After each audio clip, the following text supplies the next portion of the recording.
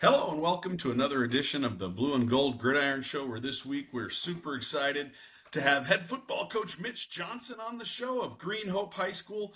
Coach Johnson's coached in multiple states, had great offensive success with his power raid offense, and is one of my favorite guys that I follow on YouTube, has tons of great content on YouTube, posts a lot of really good videos. So if you are not following him on there, I would definitely encourage you to do it. I love all the stuff he posts on the Power Raid.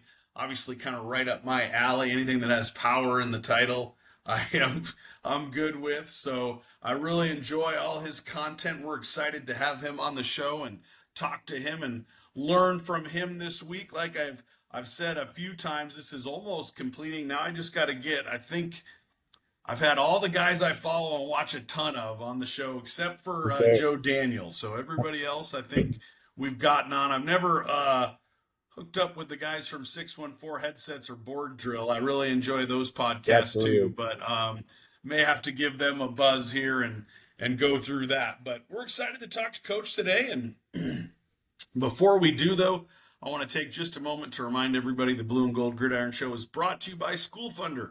School Funder, the only online fundraising company in America that lets you keep all of the money your team raises, minus the small 3% processing fee. We've used School Funder a number of times, raised a good amount of money, and kept virtually all of it.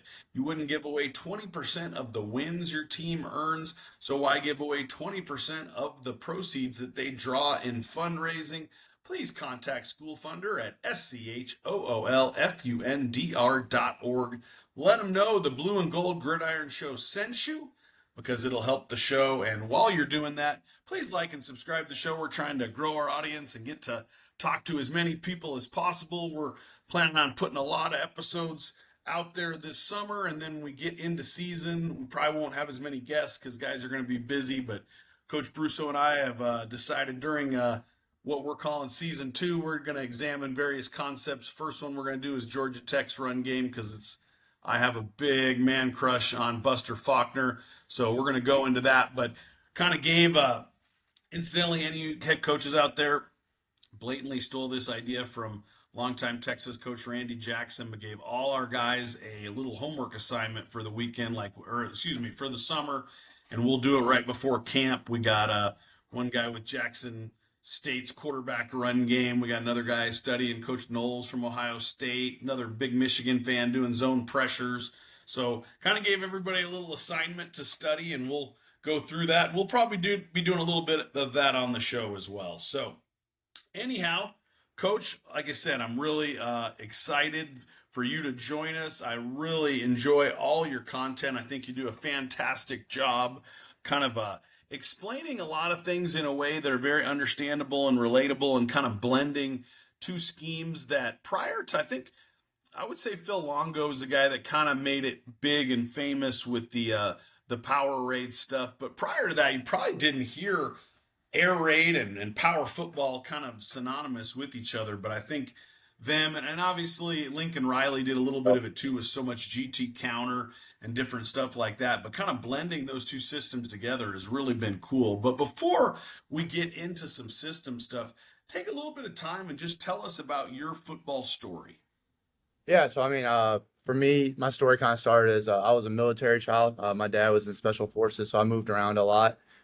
So that kind of just became something for me. Is it was normal to move every 2 or 3 years, which kind of explains my story. But I call home is Southern Pines, North Carolina. I graduated from there and then went and played football and baseball at Greensboro College, and then Eureka College up in Illinois, which was where I was born. And then it was like 9 states in between there in North Carolina, but once I graduated after playing 5 years, I went back to Pinecrest, which is one of the biggest schools in the state. And so I was there for 4 years under my mentor, Coach Metzger, who I also played for, and then Coach Hewitt for baseball. So I was coaching baseball and football for 4 years. And then I kind of had a leap of faith and took my first head coaching job out at Lake Mead Christian Academy, which I think just won state championship 2 years ago, which is quite a story because when I took that job, they were going to cancel the program. We're go 8-man football, 2 wins in 10 years. And when we got there, we went 7-3, made it to the second round of the playoffs, and I think we had the number one offense at that classification. And we played a school from Arizona, a school from California, so it was a pretty cool little experience. But then kind of came back, and they were kind of still talking about are we going to say 11-man football? Do we have the resources and all that? And while they're deciding that, I was like, you know what, I don't even want to go down that 8-man football kind of avenue. So I searched globe wide, Alaska, Hawaii, and just try to figure out what God's message was to me. And when I had about 10 offers and a bunch of interviews up in Wisconsin, which is where all my family is from, I took a chance there and had a couple of finalist ones in some schools in Madison and Appleton, and took Appleton West job. I talked to their athletic director, and there I was going to be able to be a strength coach. And they helped me get my CSCS. And so I went up there at Appleton West, yeah, and took a job to be the strength coach for the entire school, which allowed me to see all the athletes, learn a lot about how the body works in a bunch of different sports, and so that really helped me develop into what I wanted to do, because I had gone to school for business, and now being a PE teacher and weight training teacher really helped me get to where I wanted to be. And so then I was there for 4 years. We had the best 4-year run since I think like the early 70s, when they won 1 or 2 state championships.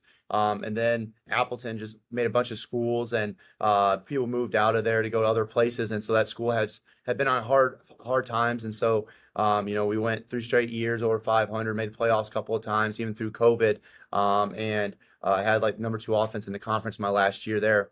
But I also met my future wife, met her there in Wisconsin, and we kind of talked after 2 seasons and in a couple of months, and being in the brutal cold. And then she was like, you just love football. You should be doing it year round. Let's get back down south. And she had family down in North Carolina, and I love North Carolina. So I did a search between Georgia, Texas, and North Carolina, and I had a lot of opportunities in North Carolina. So I just let God take the wheel, and went to South Iredell for a year.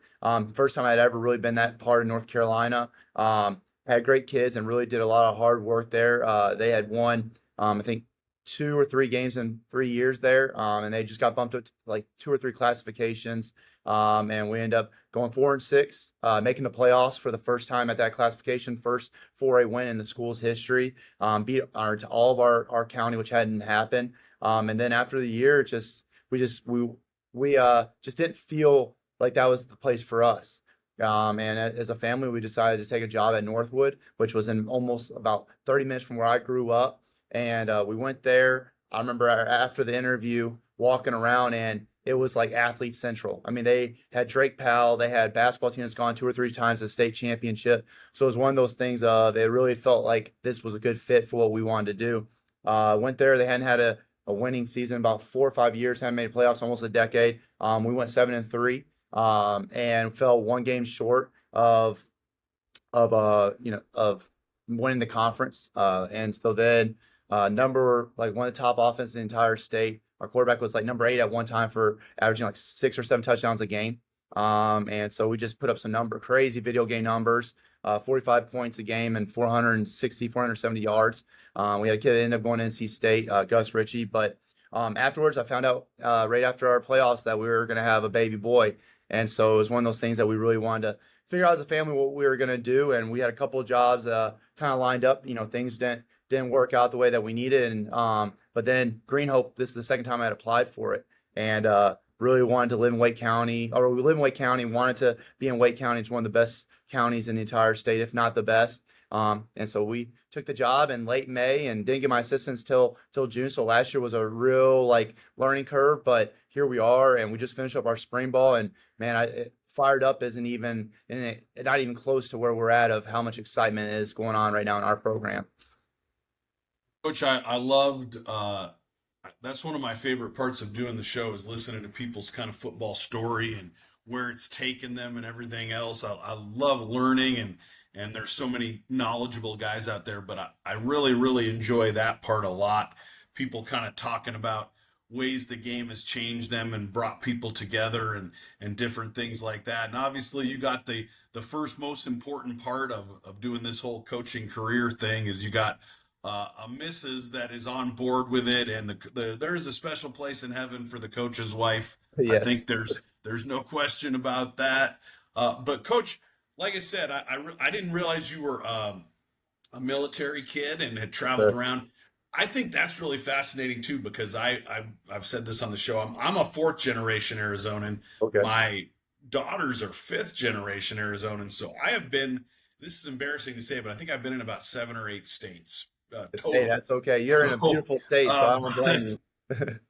but anyhow, one thing I was going to ask you that we're going to talk about the importance of having an offensive system, but I wanted to know in following your videos, I believe, and correct me if I'm wrong, I think last year you actually did spring by yourself or with one coach or by yourself or something, and then this year I know you just finished up spring with your whole staff in tech.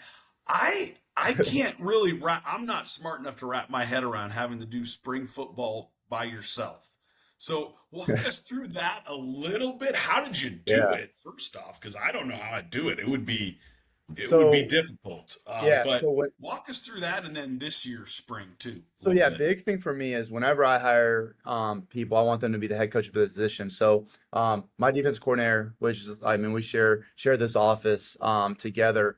He's like like my brother. I didn't ever want to step on his toes because I knew he was going to come with me no matter where we went, and so I didn't even want to touch the defense. So what we did is in Wake County in North Carolina, you usually get 3 hours. But Wake County because of all of our sports are usually playing in state championships, and we're in the biggest county. We kind of limited to an hour and a half. So we just did an hour and a half of install of our entire offense to try and see because I mean we're coming from all 11 bodies within a couple of yards of each other, just in a cloud of dust, and so they hadn't played in a spread offense in almost a decade, and so even into the middle schools and all that. So I just wanted to throw everything at them and see inside of our system what worked best for our guys. And so we didn't have any helmets on, no shoulder pads, just inviting all the guys out there and just kind of did some install, some walkthrough, some individual drills. And I kind of kept them all like kind of in front of me, and then I would put them in like almost like made like a square so I can always be like kind of walking around and once I show them the drills to be working, and then I would bring them together and say, hey, give us a scout defense. This is what I need, and have the guys, and we would just kind of rotate through that. But it was one of those things of I admit on my channel a lot of times that I missed the target on a couple of things, and that was one of them. I think we focused a little bit too much on the football and trying to throw and make things a little bit more complex, and it should have just stayed on the whiteboard and gone through the install that way, especially since I was with myself. But I was super excited to just get to talking football and get these guys excited of going into a power rate system from where they had been.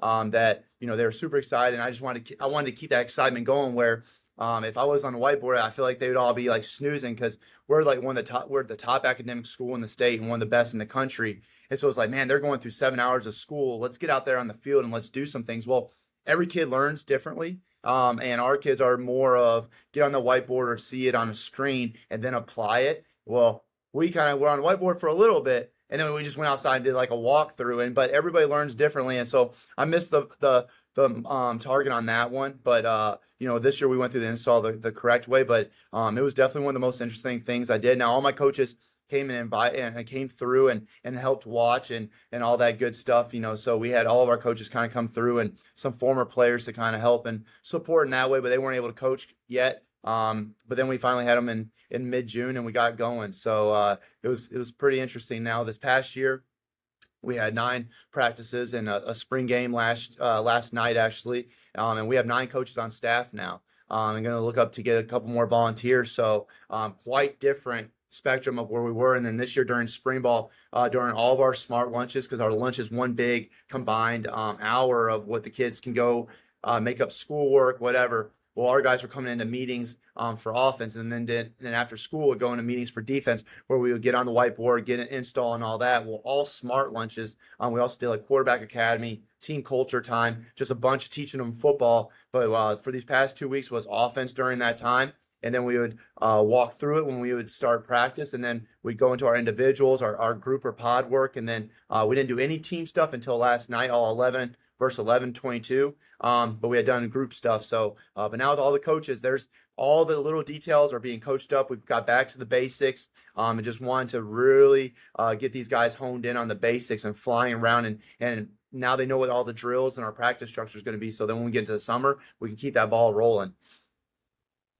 Coach, I really enjoyed that video you did talking about your smart lunch time. What a great way to utilize the time that your school gives you to be able to get some stuff in football wise. Certainly feel very blessed. Our admin, we get our guys, we get our freshmen during 6th hour, and we get our older guys during 7th hour. Not all of them, because we have a ton of guys playing multiple sports, Yeah, which we want, obviously. But I think that was a really cool way you kind of laid out your plan and everything you go about, because I've told this and I realize that players don't think this, and that's completely fine. They shouldn't. The games are the reward for them. But for me, I love the process. yeah, I and a lot of coaches don't feel this way. I don't. I enjoy Friday night, but not as much as practice, not as much okay, as putting all that stuff together. So I think that part for me is really the joy, and kind of, and I love the off season because you're building kids up and you're helping make improvements without the pressure of the game, which I absolutely, yeah, personally really think is a lot of fun. But yes, sir. anyway, Coach, we've talked a little bit about your offensive system, but tell me the importance of having a system and really having answers within the system. Yeah, so I learned this very early on about having a system. So when I was at Pinecrest, we ran the split back beer and we go to Carson Newman every year, maybe two or three times a year, and we learned the ins and outs of a system. And hey, we would sit down with them as, hey, these are the defenses that we see in our league. How or what answers would you have to that? And so putting a system together and having your checks and balances and having your answers to your if then, like the Wayne T guys, like say your if then, if this happens, here's your answer to that. And I think that that's what a system does, where if you have just, the Frankenstein offense, which I think is what Coach Mackey used to call it, you might have just a bunch of answers versus cover three. Well, what's going to happen if they throw match or man and all that? And if you don't have any answers to that, well, now you're on Friday and you're kind of, looking at your call sheet with no answers. Where if you have a system, it doesn't matter if you get a different front, if they play you differently, and especially in the power rate, is we would watch film everywhere we've been, and the way that people play us is a lot different because of the things that we do on film, and going empty and going on balance and being able to do all that type of stuff. So it's one of those things of having answers allows you to have less pressure on Friday night because you should have the answers based on what the defense is doing. And also within a system is, if you limit yourself to keeping it simple, it's reps, reps, reps. And that goes back to the Mike Leach, the Hal Mummy of the air raid. And that's the part that we get into of perfecting, be happy with boredom, because that means you're perfecting what you're going to be good at. And you know what you're good at because you have a system, and your kids. And so that's one of the things that we've really preached to our guys, offense and defense, is be happy and thrilled that things are boring, because that means that we are a part of a process. It means that we're getting good at the basics, and it means that things are going well. And so that's a big thing with having a system. You have answers, and you don't, and every year your system might look a little bit different because your kids are different, especially at the high school level. But you still have the answers, and you can be multiple. Coach, I love all that stuff there. I love all your content. I love when you I drop appreciate that, stuff Coach. there. And I don't know how you do the big screen behind you or you're in there, but that's super cool. Hey, That's that's my wife. You're talking about the significant other. I mean, she takes all of our videos, all of our pictures. She edits all my videos for me. So I just gotta get up there and talk a little bit about football, and she does all the magic. So yeah, she does that for me. that part really adds to your videos a ton, I think. So I you should appreciate that, Coach. definitely give her a ton of credit for that, because that's Oh, hey, awesome. I give her and God all my credit. They've made me into the man I wanted to be. So Well, so talk. One of the things about your system, though, is I love the installation videos you do. You do a really okay, good job of kind of laying out how you put everything together, and I think that's super important. So this is a little bit of a two-part question. Talk to us a little bit about your installation, and then you were talking about being comfortable with boredom. And I was watching something the other day that Joe Daniel was talking about on one of his videos that I think I need to do a better job with. So I'm curious how you guys go about it. He was talking about the advancing of drills, because I think there's a lot of times we've probably done the same drill too much to where maybe kids got a little bored with it? And I know you're talking about being comfortable with boredom, but how do you keep the same drill and maybe add a layer of complexity to it? Because I think that's something I definitely have to do well. So, two part there. Talk to us a little bit about how you install your system and a little bit maybe about how you advance your drills, because that's something I really need to get ideas on. And I think I need to do a better job of that. Coach, that's funny that you asked that because that's with the newer coaches to our staff. That was our so we had a staff meeting before all of our stuff last night. So I mean, we were on the grind from 3 to like 9, and we had a staff meeting, and that was one of the things as one of our newer coaches asked, like, hey, how are y'all going to advance? We're working on the basics, but how do you now add even more of a competitiveness and keep that competitive edge? And like, oh, that's funny that you asked that because this is what now when we go from spring to summer, this is how we add into that, and then going into the season. But so the first one of installation is I believe in like really do list keeping it simple and like I love listening to Stan Bedwell and answering and read all the stuff that they do and and you got that from the Ron Mackey from back in the day of keeping it simple, but that's also the air raid. So I believe in 3 or 4 of your families. Whether it's your run game, your quick game, your drop back, and your screens. And the big thing is every year it could be different, depending on what you got. Like for us, I used to be a big inside zone guy, but I've learned that the schools that I've been at, inside zone just hasn't been there for us. You have to have some road graders. And so for me being naive and a dumb coach thinking, young guy thinking I know everything, I was just wasn't going back and reading the data like I needed to read the data. I wanted to be biased instead of no, it's just Mitch, it's not working. You need to figure something else out. And so finally, we really focused on buck sweep when we were at Northwood, ended up being our top run because all the variations and the tags you can do off of that. And then we really have focused on all of our gap schemes. And so our big families are power, counter, and buck for us. And then for the quick game, we keep all the air raid stuff. We have smash, stick, snag, and working in a couple of other things, but I'm gonna keep those under wraps a little bit. And then our drop back, I know a lot of people love 95. I've just for some reason I'm a suck at coaching or something. It just has not been good for us unless we're playing a man zero coverage team, and so we're not worried about that. We're gonna focus on our old school of sail, really hone in on mesh, and then I've fallen in love with curl flat. And so we'll a bunch of different versions of mesh, and also shallow cross. Like shallow cross for me, the way we do it is kind of it's a pure progression, and it could be a quick game because you can get the ball out quick if they're blitzing, but it's also a drop back type of thing. So we'll hone in on mesh, shallow, also obviously verts, and then sail, and then a little bit post curl, which kind of it's another one of those kind of hybrid of drop back and quick game. And then our screens, we have our middle screens, our bubbles, smoke, and tunnel. So those are our families. And how we do that is during the summer we go Monday, Tuesday, Wednesday, Thursday. So each day has a run. It has a drop back, a quick game, and a screen, and that's what we designate to it. Now we have a bunch of different formations, but what we do, especially in the summer, is we hone in on if you're a 2x1, 2x2, 3x1. These are your rules for these concepts, and here's your blocking scheme against a 4-man and a 3-man. Now it doesn't matter what you see, what formation we're in. The installation is already there, and now you just follow your rules. And so now you can go empty, you can go unbalanced, and so everybody understands the tags. And so that's kind of how we go into it. And then in the summer we add an unbalanced and an empty each week as we go, so that we can have some packages with some funky formations. And the best part about it for linemen is doesn't matter. It's same as Coach Tatum was talking about that. That's how we teach our blocking is same as blah blah. It doesn't matter what the tag is. And now we make all of our skill guys have a lot of tags. Offensive line, we try to keep it very simple for them. And then the second part about the advancement. So we'll start off in teaching them routes on air.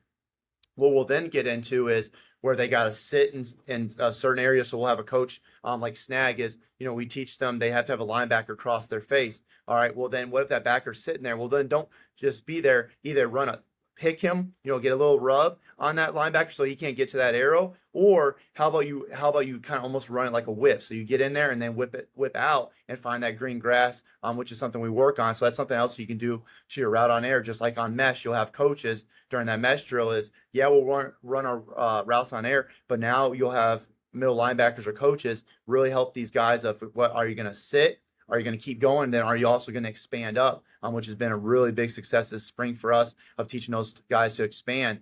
So that's one way that you can advance. And then, like if you're doing a running back drill, instead of having another running back trying to punch it out or whatever, you actually have a defender go over there. And now you're actually doing turnover circuit, takeaway circuit with your defensive guys, and now your receivers and running backs. And now you have guys actually making them better by not just half effort of trying to knock the ball out and trying to strip. Now you can do two drills at once. And now to make it advanced and competitive is if you can get it out. All right, well then defense wins, and see how many times, and whoever wins the drill, and then the other team, the other side of the ball loses. And then another thing that we'll do is now going screen drill. Now we'll have our screen drill instead of just working blocking on air or on each other. Now add the defensive backs into that and make it another competitiveness on smoke screen on your bubble screen and on your tunnel. So it's one of those things of how can you get the most amount of guys to get that drill to be competitive, but also all those guys are getting that extra work in.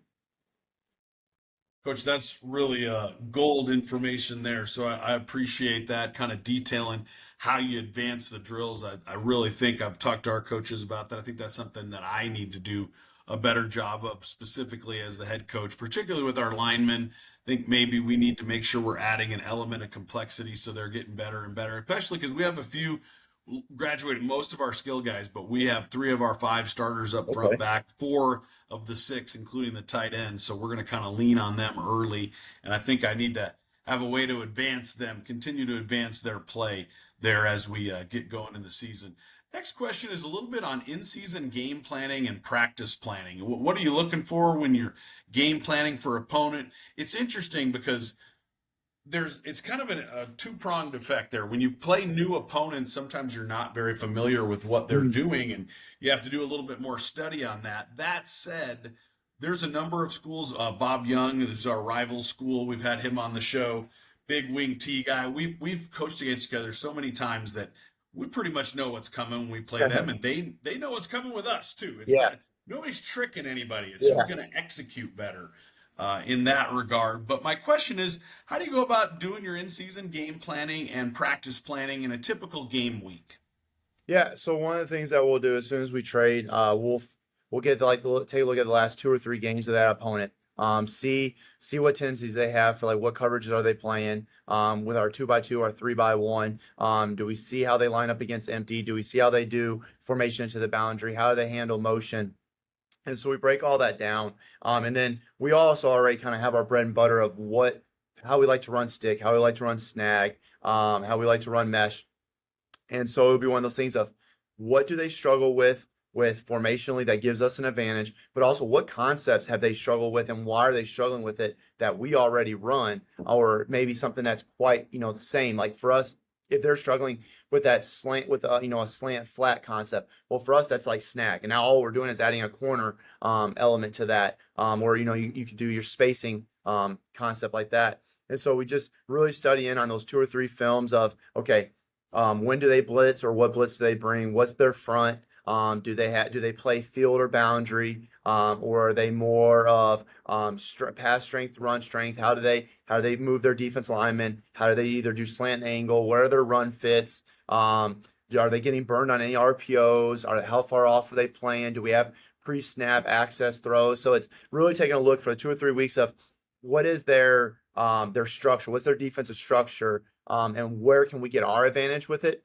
Then it gets into the, this is what we like to do. So we're always going to run what we do, but how can we mix those two together of what they struggle with and then what we do well and put that together? And then I also, our first 10 or 15, I like to get a lot of information because I feel like, we've been very successful in our first couple of drives because we're either throwing 1 or 2 wrinkles at them, but also doing the stuff that we do well, and we're just saying, hey, we're going to go at it. And it's just every week it just changes because of who you're playing. But the first 10 or 15 scripted is to get some answers from how they're going to handle things, but also to see how our bread and butter looks and what adjustments or what tag we might need to make based on what they're doing. And then so what we do is I made the mistake once or twice, and finally I've learned it is I used to go with Mondays like the openers, Tuesdays red zone and 2-minute, and then like another day's third down. But what I've done now is we hone in on our entire practice plan is how are we going to run stick this week?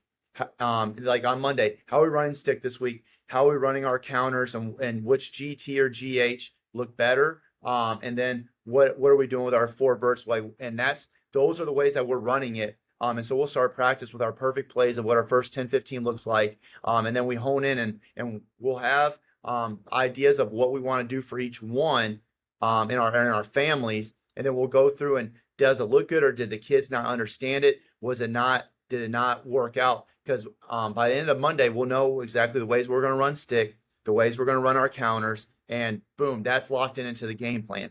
Then we'll do that for our families on Tuesday, our families on Wednesday. So then by Thursday, we have our script of what we're going. Now, the one thing that I'll also do is I have like the OG, the original ways that we like to run it, just in case we see a different front. But the first half, like on our call sheet, we'll have highlighted, this is what we like for this week. But then the other half of it will be which way of running that concept has worked the best, so that we have it to come back to. And so that's kind of how we set it up, is by our families and by our concepts and how we want to run it for that week.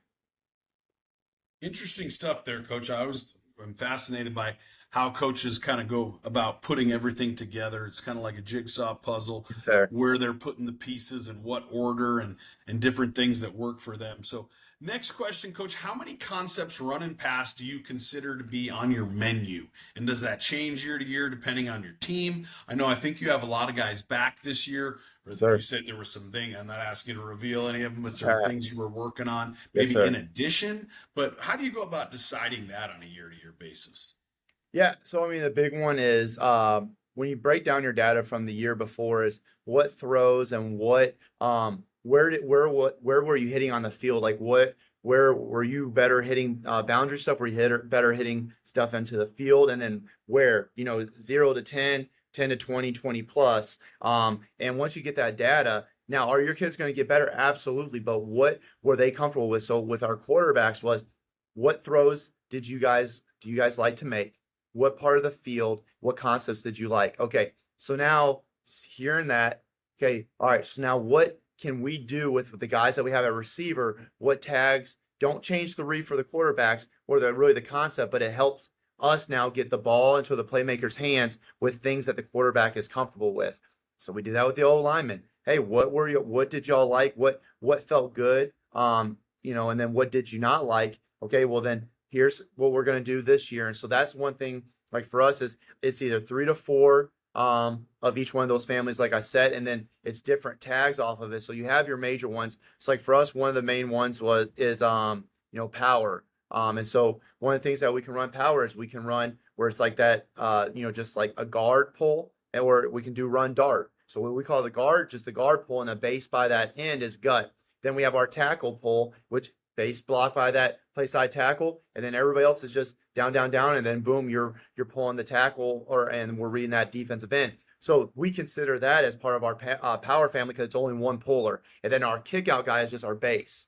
And so then that's how you just kind of tag it, is we can go base G or base T, and they know that for us as coaches, we know that that's dart. But for the guys, they just know, hey, it's base T. So I'm doing my rules for power. Now that's the guy that's pulling it. So that's how we kind of keep into our family. Same thing with like counter. They understand the rules. Like one thing that has been really big for us with is like mesh. But all right, so everybody understands the rules of mesh, and then we'll just kind of tag it. We'll run mesh rail. Love the mesh rail, and then mesh post wheel. So you just you tag those things. It's the same type of reads. Boom, boom, boom. And now it's just a different way of getting to it, of taking advantage of a defense, but also getting into a different playmaker's hands. So I believe in 3 to 4, like I said, of your run families, your quick, your drop back, and your screens, and then it's just the tags. And for me, it's the same way of don't have too many tags or variations off of it, but hone in on like 1 or 2 additional more. So like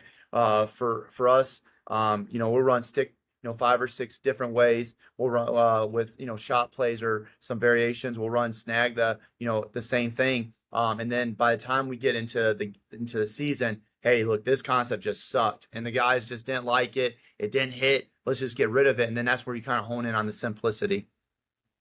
Coach, I love what you talk about there, breaking things into families. The other thing I thought you said there that really resonates with me is tagging without changing the quarterback's initial read, I Sure. think is really important. I think you can add a tag, but if you're saying now on this tag you're reading this, to me that's a new play for the kid. But Absolutely. I think being able to tag it where you're keeping that same read is really in the creativity of the coaches there. So I found that to be really interesting and definitely a good reminder for me as I'm thinking about different things game planning wise and all of those things. Last question before we get into you sharing some stuff with us a little bit, Coach, is I watched Noel Mazzoni and he was talking about, and this was years ago when I was an offensive coordinator, he was talking about how many plays they carry in a game plan. And when I say Yes, plays, sir. I'm not talking about this many plays. If we said 35 or something, that's not 35 plays. It's probably Yeah. 8 plays, 35 ways, or what have you. But I really thought it was interesting. He would say he was around 30. I've heard Dan Casey say 30 both ways, so I guess that's 60 if you want to make it that way. But I thought that was really interesting when he was talking about this guy's in the power four and he's talking about keeping it to about 30 to maybe at the high end upper 30s in a week to week game plan. So how many plays do you carry in week to week? Yeah, so we'll have our 10 to 15 of our script. And then, we'll also have some other openers. So we keep it, so right there between our openers and P and 10 and our script, probably about 25. And then we'll have five for each, the third, our third down and short, third down. So those three different categories. So you put that's 40. And then we'll have our red zone run and pass, probably about 10 each there. So there's about 50, and then a couple of 2 pointers. So yeah, I would probably with that, and that's kind of going both ways and all that. I'd say it's probably right there when you break it down. That's probably about 30 to 35 because it's the same runs or whatever, just different formations. So I think it's when you look down to it, and then I would listen to Dan Gonzalez's evaluation. I started looking through, and I was like, man, that number is that 30 to 35 is kind of the magic number. I find that stuff really Yeah, interesting. that's crazy that I started breaking it down in my head. I'm like, oh yeah, that's about right. And because that's with all the situationals and some of the situational stuff, like if you're running power the same way, maybe that's your bread and butter, and you're like, hey, I'm going to run this no matter what on our first 10. But that could also be your third and short play of like you're going to get three 1, 2, or 3 yards, but that's the same play. So that's like I started going down to it. I'm like, yeah, that's about right. Before I became the head coach at Prescott, I worked for a number of different guys who were really, really smart guys. One of the guys I worked for at Red Mountain had been coaching in the college game for 20 years, had been at a number of different stops in the college game. One of the first projects he gave me was I broke down 20 games and he wanted to know at the high school level because we actually would sometimes when we would do our field, we would do it with the college hash marks because he Okay. hated the high school hash marks because he Yeah, had been in the college game so long. And absolutely. the high school hash marks, if you're on the right hash, 2/3 of the field's the other direction. So he had me do a big how much of the game is played on the hash, and he literally was a rocket scientist. He had a Wow. degree in astrophysics, and his doctorate was in educational mathematics. One of the other things you said earlier that I don't think I gave enough credence to, Coach said he had a CSCS, which is kind of like the gold standard of strength coach certification. So that is really impressive and makes you uh, really, a high end strength coach and football coach, which is something that I think is a really big deal for you. But we're going to turn it over to you now, and hopefully you can share a little bit of your system, and I'll ask questions as we go through. But I really appreciate you joining us, Coach. It's been a lot of information, and we're looking forward to getting some more. Absolutely. So then I just hit share and then just let me know if you have any questions and stop me Will and do. we'll be good to go. Yes, sir. So I'm just gonna do my entire screen. There we go. Is that good, Perfect. Coach? Yep. All right, so I'm going to start off with kind of our something that I've had a lot of people ask about. So kind of our power rate install. So one of the things is, starting with your offensive menu. And depending on how many days, but as you could tell, it's funny that it just kind of works out as you have you have your Monday, Tuesday, Wednesday, Thursday. So it gets it down to your 3 or 4, and then that's where you kind of fill out like, hey, your best one should be on Monday. Because I think that's one day you don't lose. Where if you go into the season, you get one Monday, Tuesday, Wednesday. Well, Monday you usually just never lose. So that's where, like if somebody's good at inside zone and there's just a zone team, inside zone, outside zone, well then what would their Wednesday and Thursday be to complement those? And then that's the same thing with your quick game, your drop back, your screens, and then like the different RPOs that you do. Because I don't really like the limiting yourself on the formations. I think that's how you make yourself better and dressing it up with motion and formation. So that's kind of the first thing that I've had a lot of people ask about is the install process. So here's how we kind of have laid it out. And so there's that. And then here's like for us, depending on how many days, here's how you can take that offensive menu and you can literally copy and paste it into your spring menu. And so like for me, one thing is I believe in a 4-day install. And so, so we break it down. And so a 4-day install means that our day one, so like I'll use what we do. So our first one, we did was, we'll run GT counter. All right. And so then we run stick and then 4 verts. So just say those. Well, now going into here, our day one and day two is counter. And so what we'll probably do is we'll go GT, G, and then GH. So those take care of your counter days. Well, then your what we're doing here is just stick and stick. And then our drop back would be 4 verts.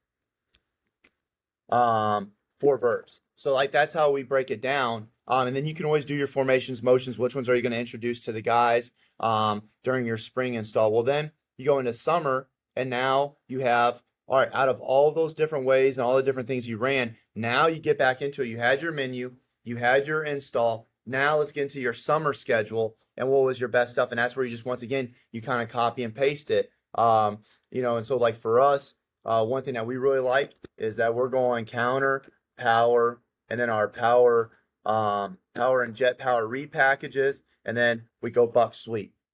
And we'll maybe sometimes switch that through, and then just kind of what is the stuff that worked out for you. Now you're getting all those reps. So then you can go into now you get into your season schedule. So you had all your summer schedule. Now, how can you join what you were good at? So let's say that just power read wasn't, or jet power read wasn't there for you. So now you just run your normal power and now power read. And now you don't have to worry about jet power read because it just didn't work for you. Let's say that for some reason your H stuff just didn't work with him pulling. Now you just focus on GT. And then on Wednesday, because you learned, hey, he's great at kick out, he's great at down blocking, and now you just turn it into buck. So for like quick game, let's say that you were really good at smash and you were, good at slant flat. So I like to call it quicks, and then good at stick. So you're taking what you were best good at, and now you're breaking it down to those 3 days, because I believe Thursday is a good walkthrough, and you should have your game plan ready to go for the walkthrough. And so that's kind of how you limit yourself to simplify it and to really be good at what you do. Coach, it's interesting that you brought that up because those are I love all your videos, but those are some of my favorites where the installation and how you guys go about putting it together. I thought you do a really, really good job of being structured and systematic with how you get all that in. I appreciate it, Coach. Hey, it's one of those things of listening to other people and just realizing, hey, where did we fail? How can we get better at what we do? And so that's kind of what we really honed in on. So then kind of going back, so here's kind of like then how we do our call sheet.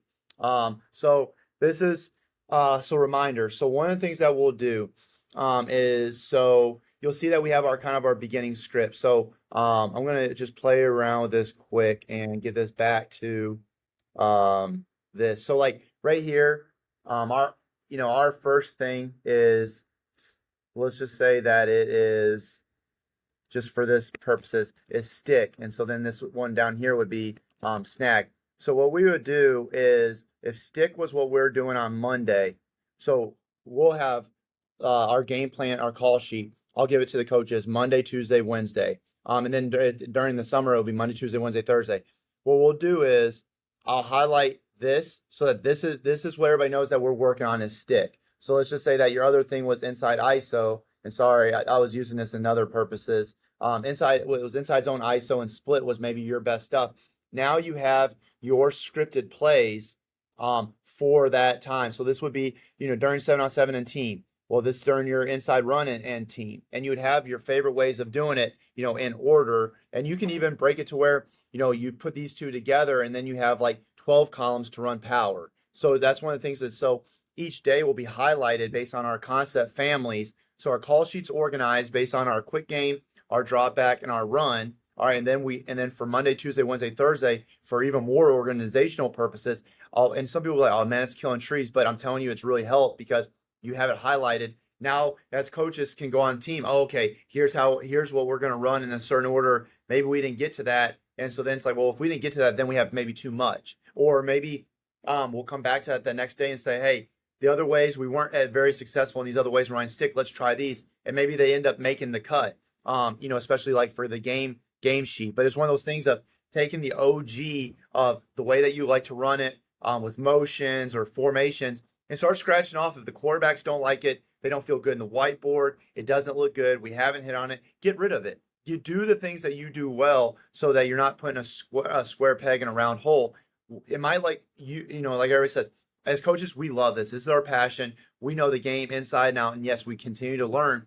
But the biggest thing about learning is what do the kids do feel comfortable with? And that's one thing I learned a lot with our quarterbacks is this is what they like to do. Maybe they don't like to just stay in 2-by-2. Maybe they like the formation and making people, and maybe they feel more comfortable with that, or maybe they don't like to do the motion. Well, you got to know what they do because it doesn't matter on Friday nights. Doesn't matter what you like. It's what the kids can execute and what they feel comfortable with. So that's kind of how we break down into our call sheet, which it also ends up being our practice script. I love the reminders, coach, and I love tying your Yes, call sir. sheet into your practice script. That's really, really smart stuff there. Sometimes on my sheet, one of the ones we have is get it to Jimmy or Oh Tommy yeah. or whoever. You got to have that on there too. But that's real. Again, love the way you piece all that together. Yeah, and so I guess kind of like I definitely understand exactly what you're saying. I guess for like us with like me learning a lot from this came from Coach Longo, built a pretty good relationship with him, and your concepts kind of take that into who's gonna get the ball for like stick. It's gonna be your Y or your H. So that's kind of that's how I'm gonna get so and so the ball. Then your snag, is gonna be trying to get to your outside guys. Now, if it's a team that's playing cover zero or they're giving you those corners, well, that could be another way. And I'll put up like right here of, like look for corner on so and so, like for so and so, or on a guy that you think that you got a matchup on. And so I'll put reminders like that right there in that family, because when you break it down to like, hey, you got it this 5 ways this time, well, you can put that reminder right there, or right here's where another way where I'll put the reminders for myself, and then here it is for like third and short, different things because of how many times you get to it. And so I have it, 10, 10, 8, but I might only use like 4 or 5 of those plays, but at least like I have it ready to go because these are things that we do well. Maybe you have a third and fourth and long, you have 8 different things that you feel good with, or ways that you want to get to something. That's a good problem to have. And then breaking down into the red zone run and pass. And so it's like one of those things that on that day, if you're running stick, maybe stick is one is your number 1 and 2 for so you'll highlight that so hey, when we get down into there, so it allows you to practice the situational stuff when you get into it on your practice script using literally your call sheet. I love how too you got down there your empty formations. Yep. We're a Yes, big sir. empty team, so I think that's a cool way to make sure you get to that unbalanced formation series. Yep. This is I might have to be hitting you up to get this call sheet because there's a And lot of coach, good even stuff better, on there. we load up if you're you have your cover 2, cover 4, and all of this gets printed off on a sheet and it's front and back, so you have all this stuff for your answers. Like I told you, a big one is we want to have all of our answers and have access to it. So like, what are your cover 2 beaters? What are your cover 3, your cover 4? Like for us, we know if it's cover 0 and man, we're probably doing 4 mesh type stuff because that's just that's kind of those are for me, that's the easiest stuff, where sometimes I need reminders on if they're doing this. And then here's your RPO menu, like with one receiver, is it just a speed out or a hitch, or do you have quite a menu? And then your 2 receiver, your 3 receiver off of that. And then I also like to differentiate the quarterback run game. so that you have your quarterback run games different than your normal run game, and then obviously your 2 point plays.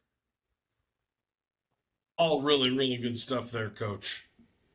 Yeah, so then let me go back.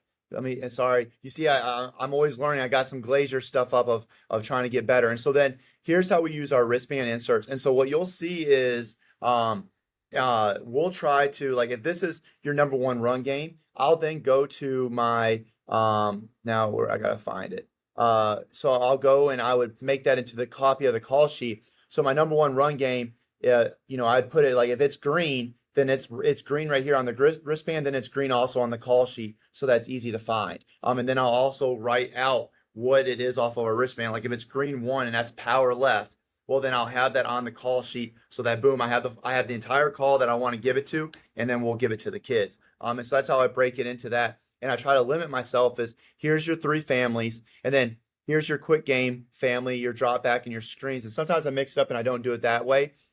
It just all depends on how we're feeling and how the kids feel organized. And I limit myself to the tags and all that so that it really should try to fit on that wristband. So that's another way of keeping it simple and not trying to do too much. I like the color coding. That helps me a lot. Yes, sir. Same here. So it's like I said, is I try to do everything because I'm not the smartest man in the world. I'm not the rocket scientist. I can't remember all this stuff, but I use this to aid us to be organized and to be the most successful for our kids and also for them to be successful. I Um, find all that stuff really fascinating. Definitely the structure and organization of it all. yeah. So then, Coach, what are some other things that you would love for me to hit You on since I hit know, the organizational stuff? any any past concept stuff, any film you have there want to show us, we'd love to see it. I really, what would be interesting to see is some of your play action stuff. If I don't want you to share too much or anything, but I love that's always every time I break down our data, we don't complete a high percentage of balls in straight drop back, but we're usually pretty good in our play action, whether that's our nakeds, whether that's play pass with a six-man pro, or whether we're sliding or whatever. But any play action stuff you have to show us would be awesome.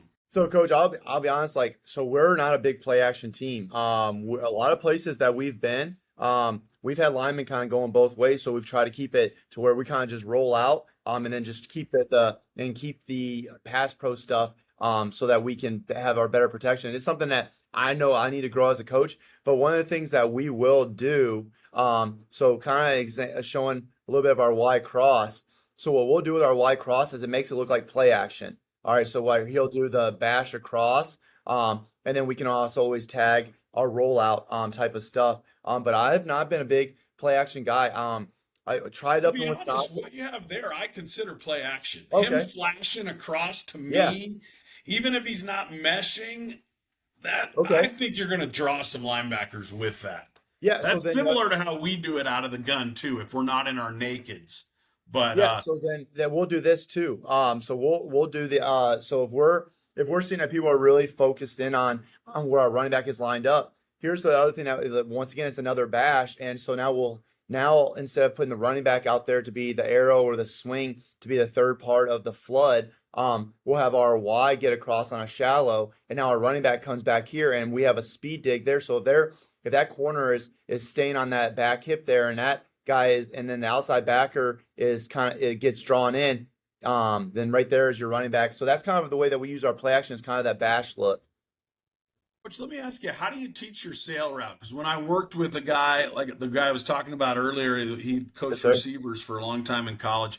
He would literally flip out if the sail route or whatever you want to call it, the intermediate route in the flood would go outside the alley player. He made a big, big deal of him slipping inside the alley player to get to that out. So, what are some coaching points? How you guys go about teaching the sail? Yeah. So we're big on getting to 10. What is the easiest way for you to get to 10? Because we don't really worry about that alley, especially in trips, because we feel like he's probably going to take the eye candy of that arrow. And if he doesn't, then we'll just throw the arrow quickly because most of the time when you get that trips package, you're gonna get quarters or cover three most of the time. And so most of the time that they're gonna fall for that. Otherwise, we just tell them the easiest way for you, because you are the main guy that we're trying to get you the ball. The best way to get to 10 yards without any collision, get to 10 yards, and then so we do a speed cut out. So we go 10 to 12. But one thing that they're watching is they're taking a look the entire time as they're running vertical.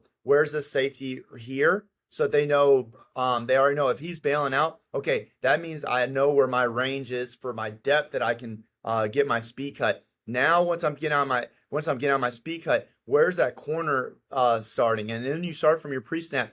If he's playing right here and playing man and has eyes on him, you know that, all right, I just got to watch the safety, and he's going to take him out of the box. And now I can speed cut because one thing that we do is we want these guys to they can speed cut 10 to 12, but then if they see if that corner is sitting at 8, let's not just be at 10 to 12. If you allow yourself to get to that speed cuts of 14 and really round it, now that's almost like that, it's almost like a hybrid of a out and a deep out and a corner route, and let that quarterback kind of throw you open. And so that's one thing that we hit a couple times last night is that quarterback should be able to put that adjustment, because that ball is going to be what between 12 and 15 as at a safe range at a high school, that with our wingspan and who we got, if you're cutting right there about 13, 14, he can throw you flat, and you should be able to have that time to make that adjustment to get flat, or to be able to just, that throw should be right there to where you might have to jump a little bit, but it's just a high ball for you to catch and then get upfield or get out of bounds. Coach, like I said, I really really enjoy all your content. So we had Coach Chamberlain on earlier in the week, and we'll be releasing those episodes here in a little bit. But I told him I get antsy when you guys go a while without making videos. So please make sure you're posting all that stuff, because they are appreciated, and I really enjoy the heck out of them. I think you do a fantastic job helping grow the coaching community, and the whole reason we did the show is because we wanted to start being able to do a little bit like you guys do and share some information and share some Absolutely. knowledge. So all of those coaches, I'm really really appreciative of. I will be rooting hard for Green Hope and Good. Walkertown and Southside and all these schools hard during the season. So I just want to thank you for joining us, Coach. I really really appreciate it, and I wish you all the luck in the world in this 2025 season. No, coach, thank you. And I'm going to be cheering for Prescott. And I hate that I just found out about this channel, and I thought, I had enough connections or people that I'd be seeing Arizona stuff, but I guess I was lacking on my state of Arizona. But I'll be keeping an eye, and already going through down your guys' channels. I listen. Coach Tatum is like one of my guys. He's my coaching circle. And when I saw that, and I was like, okay, let me check this out. So I'm going down. I'm right now. A matter of fact, let me pull up and I'll show you on the phone that I'm not blowing smoke. So right here I've started going down the list, and I'm on the spread game with Greg Davis. I was listening to this Davis morning's is a work. great guy. Good So dude, so I'm definitely. going down it, coach. I promise. I Well, I, I I have my time of driving on the podcast, and right now I'm taking a break from sometimes listening to the new Morgan Wallen album, but today I wanted to listen to some football on the ride home or ride to awesome. work. So Well, thank you so much, Coach. Like I said, I really, really appreciate all you do for the coaching community, and we will definitely be calling to have you on again. And like I said, appreciate everything, and I really wish you a ton of luck. I know you're going to do great things at Green Hope, so I'm really excited for their progress, and it's really cool because on Friday night now I get a catch, but yeah, obviously I have a lot of Arizona friends and different yeah. things, and now I get to look all over the country and check scores, and I think that's super fun. So thank you so much for joining us, everybody watching. Thank you, and we'll see you next time for another edition of the Blue and Gold Gridiron Show.